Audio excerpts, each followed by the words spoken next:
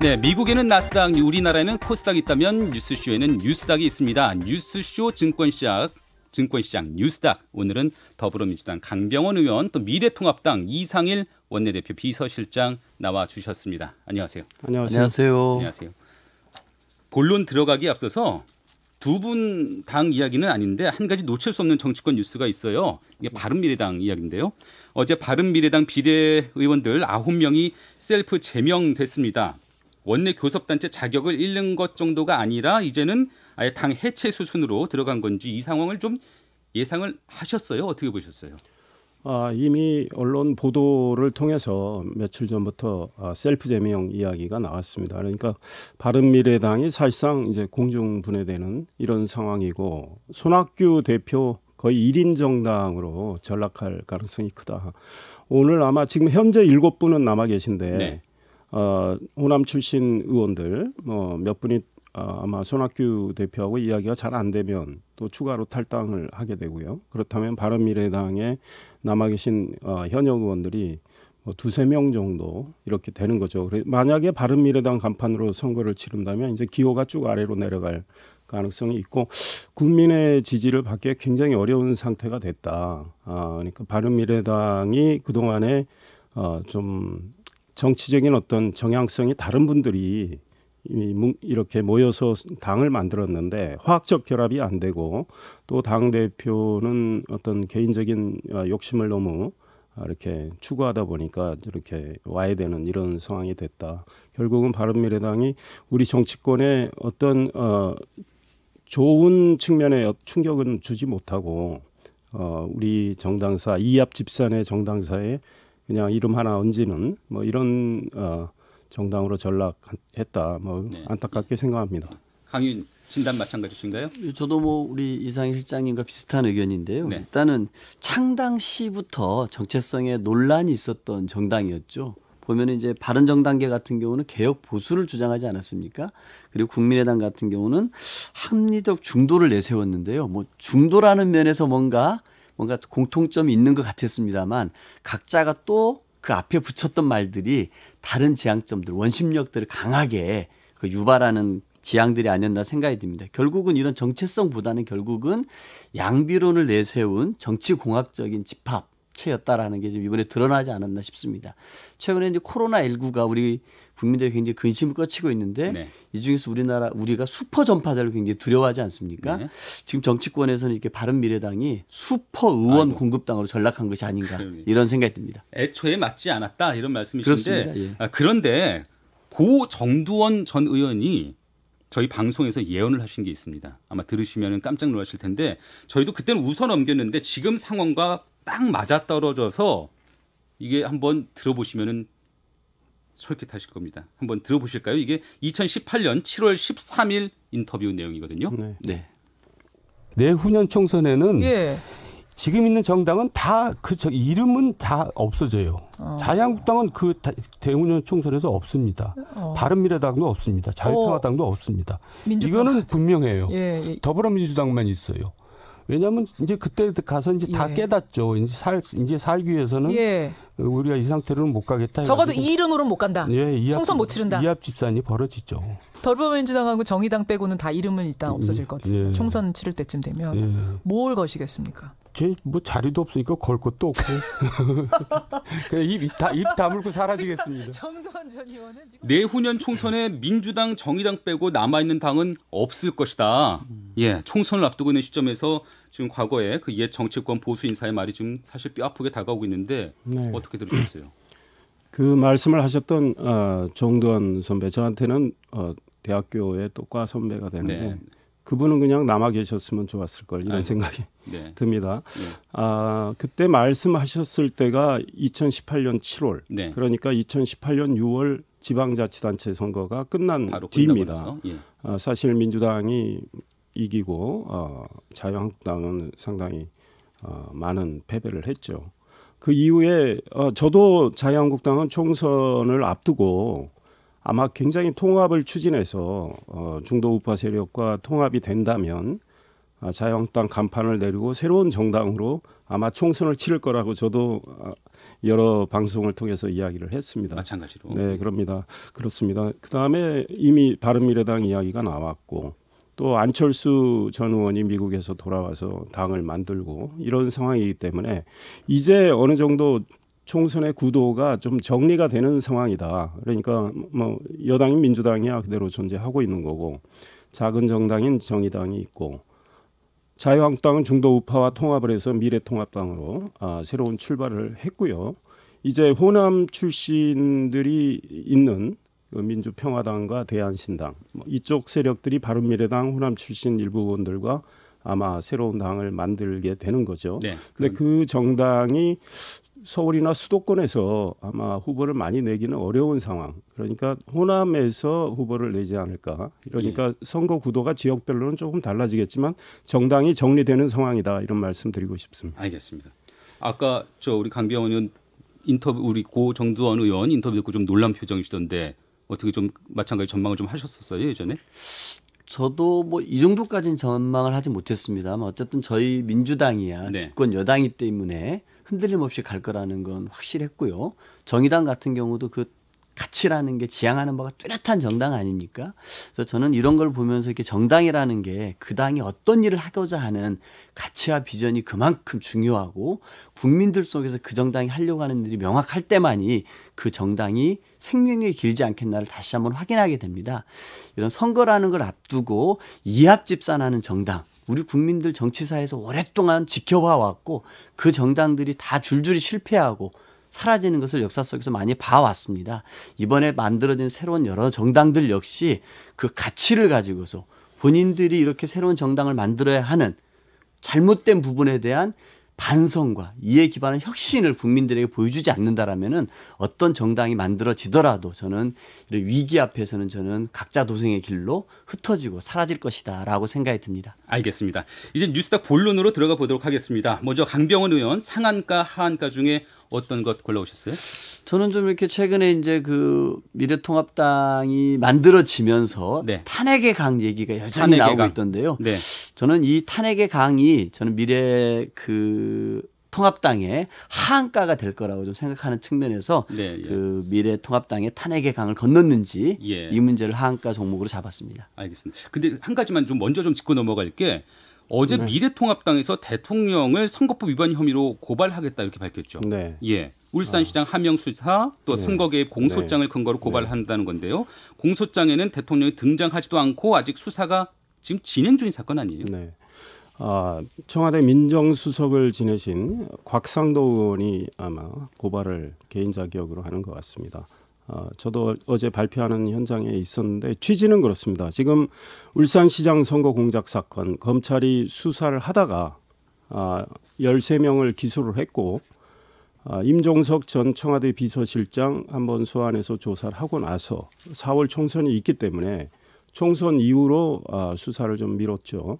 그런데 지금 검찰의 공소장 추미애 법무부 장관이 공소장 공개하지 않았지 않습니까? 그러나 언론 보도를 통해서 공소장이 다 공개가 됐고 그 공소장을 보면 추미애 장관이 왜 공개하지 않으려 했는지 국민들의 이유를 짐작할 수 있을 것 같아요. 청와대의 대통령 참모들이 대거 개입했고 청와대의 8개 조직이 가동이 돼서 울산시장 선거 공작 음모부터 기획, 실행까지 쭉 이어진 이런 것들이 있습니다. 그렇다면 국민들은 몸통이 누구인가 이 물음을 갖게 됩니다. 그래서 곽상도 의원은 몸통 결국은 문재인 대통령을 지목해서 고발한 건데 과거에 박근혜 전 대통령도 소위 당내 경선에 개입했다고 해서 소위 유죄를 받았지 않습니까? 2년 반. 그런데 그때도 직접 대통령이 개입한 그 증거는 없지만 공모한 이런 사실이 인정된다고 해서 유죄를 받은 거예요. 그러니까 그래서 과거의 사례까지 참조해서 고발을 했다. 그렇습니다. 어떻게 보세요, 강 의원님?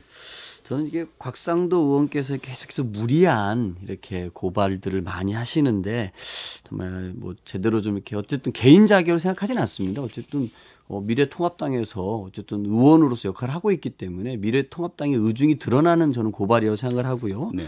저는 이게 중요하게 봐야 될 게 이 미래통합당의 곽상도 의원을 대표한 이런 분들이 여전히 박근혜 탄핵에 대한 트라우마에서 벗어나지 못하고 있다는 겁니다. 네. 왜 그러냐면은 박근혜 대통령 탄핵 이 당한 것대로 갚아주고 싶은 이 정말 탄핵에 대한 복수 열전을 끊임없이 기획하고 시도하고 있다라는 겁니다.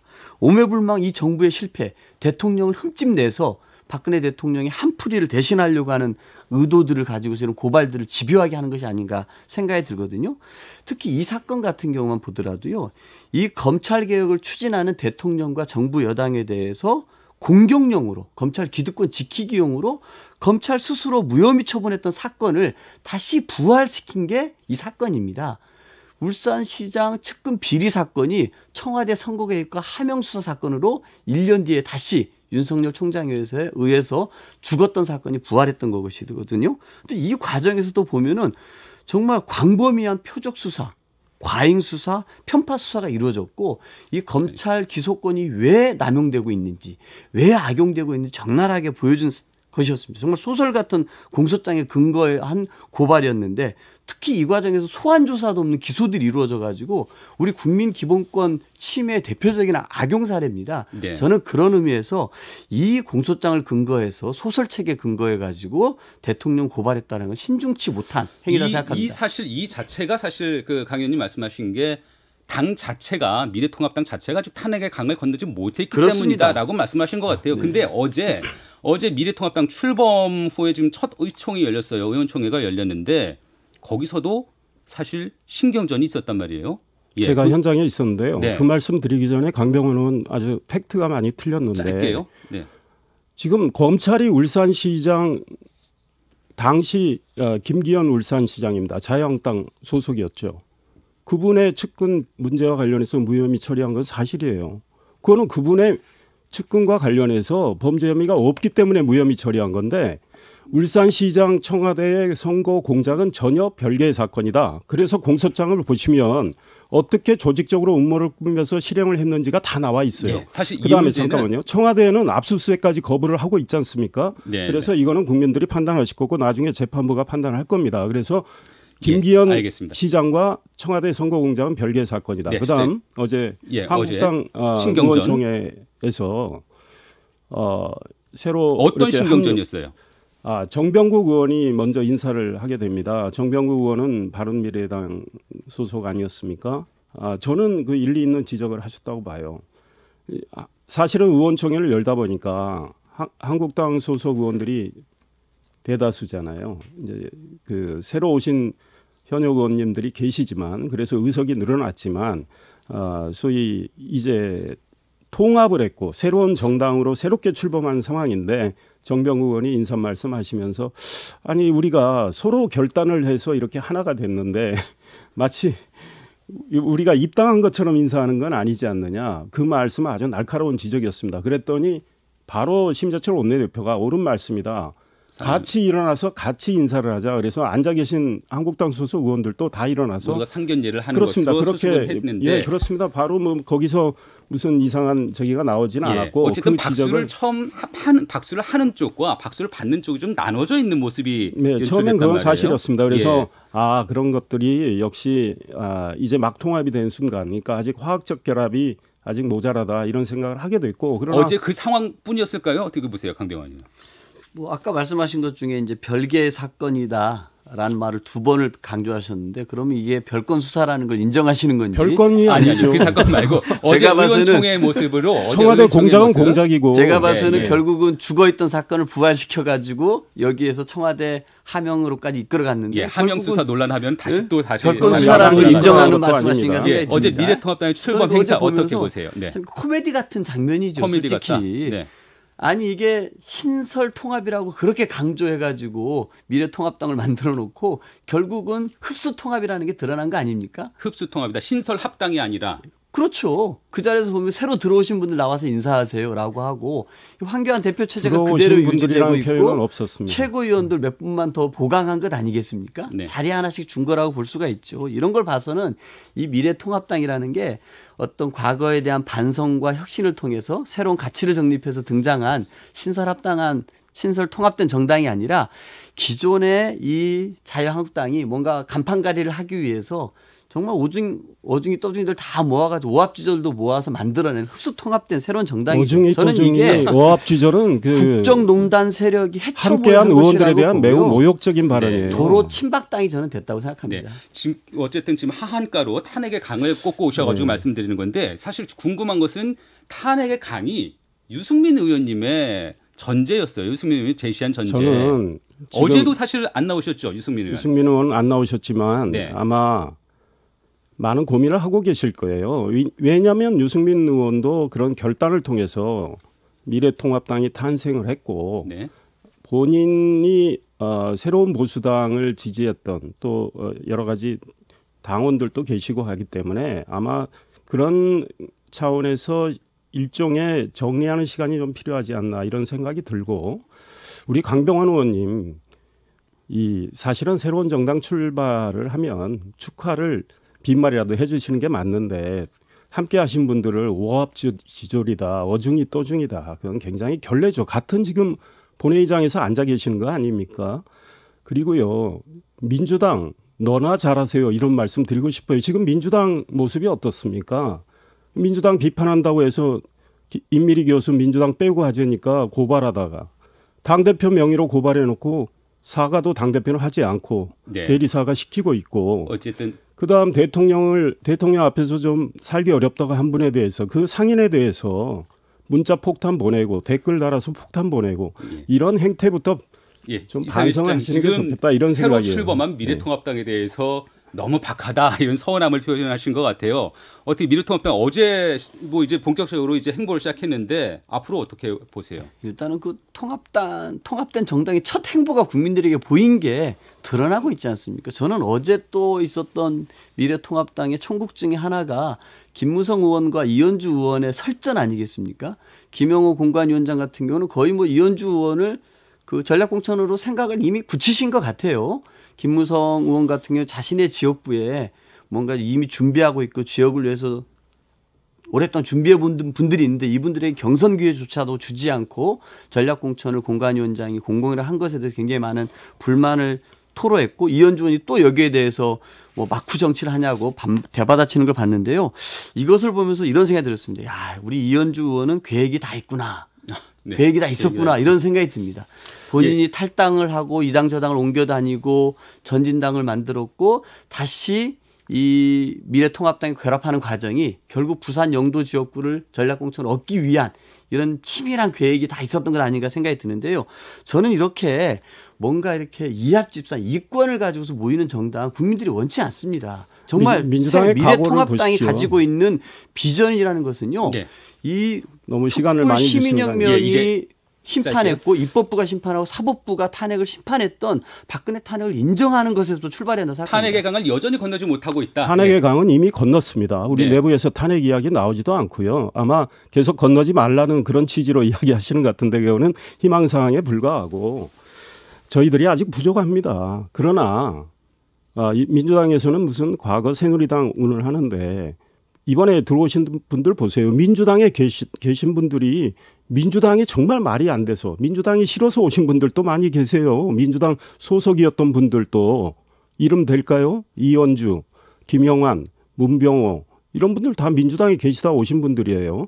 그다음에 심지어 진보 성향의 젊은 청년 정당을 이끌던 분도 오늘 아침에 뭐 지상에 많이 인터뷰가 됐던데 그분도 합류를 했습니다. 그래서 젊은 정당 3개 대표도 합류를 했고 저희들이 아직 부족하지만 정말 통합의 정신으로 미래로 나가고 있기 때문에 국민들께서 지켜보실 겁니다. 그런데 네, 제가 민주당을 하한가로 뽑고 상한가는 민주당 빼고로 뽑았습니다. 네, 왜 그러느냐? 한 가지만요. 네. 지금 어쨌든 탄핵의 강을 하한가로 꼽으셨으니까 이상일 의원께서 이상일 실장님이 이 어쨌든 이렇게 출범을 했지만 앞으로 미래통합당의 혁신의 모습을 어떻게 보여주겠다. 이 각오 한마디만 하고 넘어가시죠. 혁신 매우 중요합니다. 그런데 지금 공천 과정을 국민들께서 보고 비교하고 계십니다. 오늘 아침 신문에도 민주당과 미래통합당 공천 비교하고 있어요. 미래통합당 지금 중진들 심지어 초선들, 재선들 줄줄이 지금 당의 혁신을 위해서 자리를 비워주겠다고 불출마 선언을 하고 계십니다. 그와 비교해서 지금 민주당이 부족하다는 지적도 나오고 있지 않습니까? 영입 인사 탈이 어디서 더 많이 나오고 있습니까? 원정건 씨다, 이수진 판사다, 민주당에서 더 많이 나오고 있습니다. 어떤 그래서 모습을 보여주실지. 공천 과정을 통해서 변화된 모습을 당연히 보여야 되고 네. 그런 걸 보이기 위해서 노력을 하고 있고 소위 길을 비켜주시는 분들, 채워주시는 분들의 면면을 비교하면 국민들이 아실 수 있다고 생각을 하고요. 20일 그다음에 이후에 영남권 비전과 정책을 통해서 또 보여드릴 겁니다. 20일 이후에 영남권 컷오프가 발표되죠. 발표까지 되는지 몰라도 아마 어느 규모로 좀 내다보세요? 저는 뭐 민주당보다는 훨씬 큰 규모가 되지 않을까 이런 생각을 하는데 아마 그 공간이가 컷오프 이렇게 발표를 어느 수준에 할지 몰라도 스스로 결단을 해서 물러나시는 분들이 앞으로 계속 나오지 않을까 이런 생각이 들고요. 알겠습니다. 강병원 의원께서 그 아까 말씀하신 탄핵의 강 하한가를 꼽으셨기 때문에 반론권 차원에서 말씀을 제가 발언권 드린 거고요. 이제 이상일 실장이 가지고 오신 상한가. 저는 상한가가 저도 한마디 하고 제 이야기는 해야죠. 그러니까 상한가를 왜 꼽았는지 이야기를 해야 되니까. 상한가는 민주당 빼고를 뽑았습니다. 지금 민주당 빼고 해가지고 샤프에서 뭐 SNS상도 많이 돌고 있습니다. 그랬더니 정의당도 심지어 그 민주당 빼고라고 한 임미리 교수를 고발한 민주당에 대해서 심지어 정의당도 비판을 했단 말이죠. 그랬더니 민주당에선 정의당 빼고 이렇게 맞대응을 하고 있더라고요. 그래서 참 민주당 속이 좁구나 이런 생각을 하고. 어쨌든 뭐 지금 그 민주당만 빼고 그 칼럼에 대해서는 칼럼 논란에 대해서는 이제 당 차원에서 이인영 원내대표도 또 이낙연 전 총리도 사과를 하시긴 하셨어요. 이렇게 좀 정리가 돼가는 모습인가요? 예, 그렇습니다. 아까 잠깐 뭐 말씀드려보면은 뭐 그 새로운 미래통합당 만들었지만 지도부에 들어간 분들 같이 가신 분들이 그런 얘기를 합니다. 이준석 이렇게 얘기했죠. 도로 새누리당이라 비판하지만 도로 새누리당보다 못한 상태다. 이혜원 의원이 그렇게 얘기를 합니다. 이번에 지도부 구성을 보면은 전혀 이렇게 뭔가 공정하게 대우받고 있는 게 전제가 없는 것 같다. 유승민 의원도 통합에 참여하지는 않습니다. 저는 이게 국회가 극우 세력의 놀이터가 될 수가 없습니다. 저는 도로 박근혜 당을 만들어가지고 이 탄핵에 대한 한풀이를 하려고 하는 거 우리 국민들이 절대 용납하지 않을 거라고 다시 한번 그 생각합니다. 말씀 강조하셨고. 그 임미리 교수 칼럼에 대해서는요. 대해서. 저는 어쨌든 뭐 이낙연 전 총리께서도 사과하시고 이인영 우리 원내대표도 공식적으로 사과하지 않았습니까? 저는 더불어민주당은 집권 여당입니다.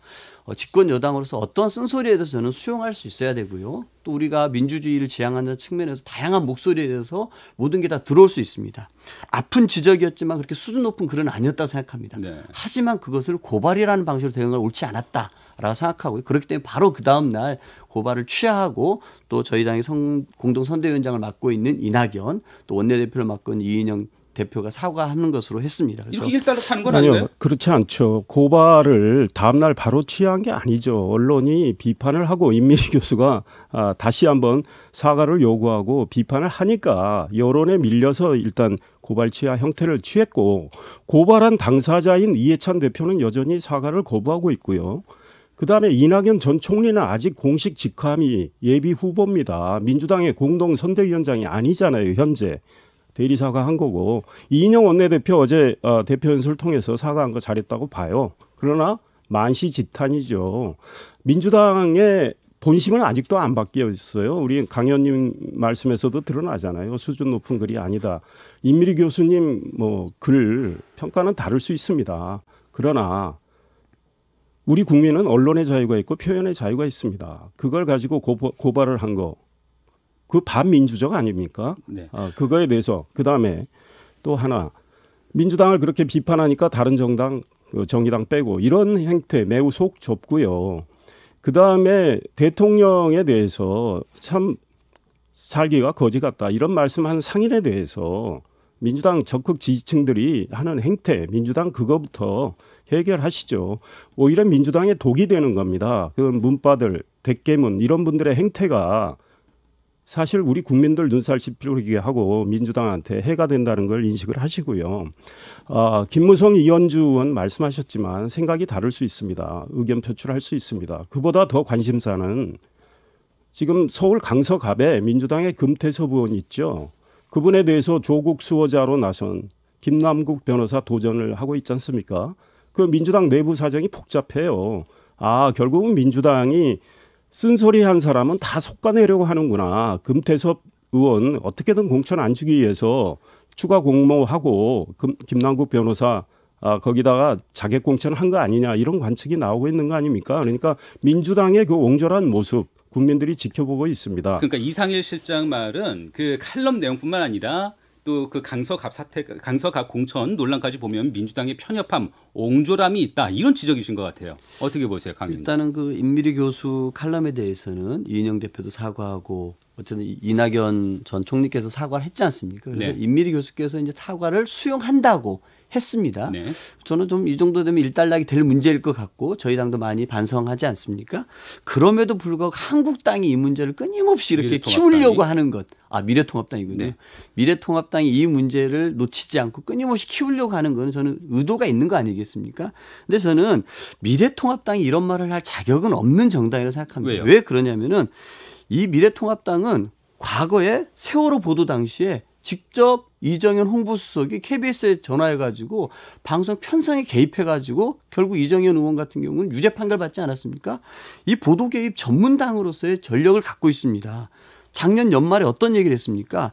자기 당에 대해서 비판적인 보도를 하는 언론사와 기자들에 대해서 삼진 아웃제를 실현하겠다고 과감하게 발표했던 정당이 한국당입니다.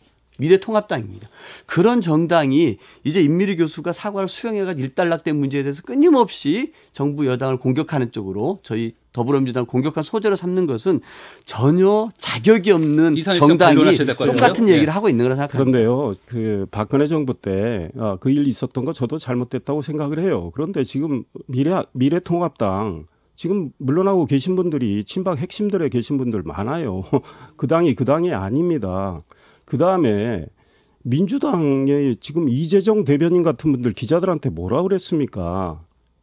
그러니까 한국당도 부정한 거 있어요. 그리고 그걸 이어받은 미래통합당 아직 부족하다고 제가 이미 말씀드렸습니다. 그런데 임미리 교수 건에 관련해서 저희 미래통합당이 이거를 정쟁화하고 있습니까? 그렇지 않습니다. 제가 오늘 지적하는 건 국민의 보편적인 이야기를 하고 있는 겁니다. 그 신문의 사설이나 기사들을 보시죠. 그다음에 임미리 교수가 오늘 또 그런 이야기를 하신 것 같아요.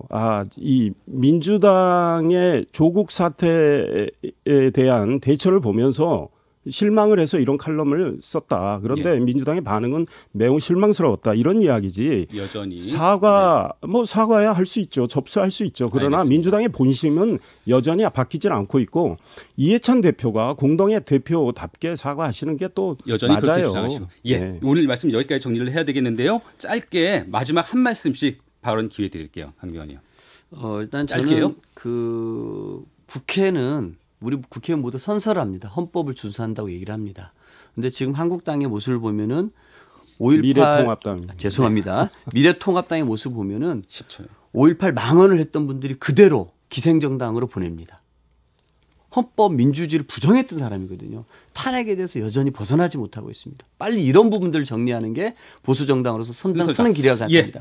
조국 사태를 우리 겪으면서 국민들 다 알고 있습니다. 민주당이 말하는 공정과 정의가 가짜라는 거. 그다음에 울산시장 선거 공작 사건에 대해서도 국민이 다 이제 어떤 일이 벌어졌는지 거의 다 안다고 생각합니다. 그거에 대해서 반성부터 하시기 바랍니다. 알겠습니다. 오늘 뉴스닥 여기까지 듣겠습니다. 더불어민주당 강병원 의원 또 미래통합당 이상일 비서실장 감사합니다. 수고하셨습니다. 감사합니다. 김현정의 뉴스쇼는 청취자 여러분의 참여로 이루어집니다. 트위터, 페이스북, 레인보우 게시판 그리고 단문 50원, 장문 100원의 유료 문자 샵 1212, 우물정 1212 통해 참여하실 수 있습니다. 김현정의 뉴스쇼 여러분과 함께 만듭니다.